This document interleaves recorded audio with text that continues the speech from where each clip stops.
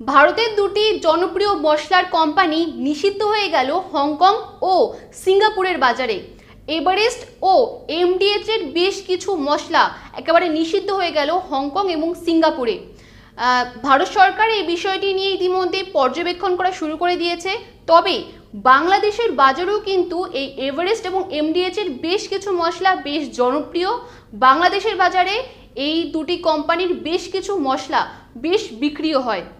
হংকংয়ের centre of food সেফটির তরফ থেকে গত 3 এপ্রিল একটি বিজ্ঞপ্তি প্রকাশ করা হয়েছে এবং সেখানে বলা রয়েছে যে এভারেস্ট ও এমডিএচ এর কয়েকটি মশলাতে সহনীয় মাত্রার থেকে বেশি পরিমাণে ইথিলিন অক্সাইড রয়েছে, যা অতিরিক্ত ব্যবহার করলে ক্যান্সারের মতন মারণ রোগের শিকার হতে পারে সাধারণ মানুষ।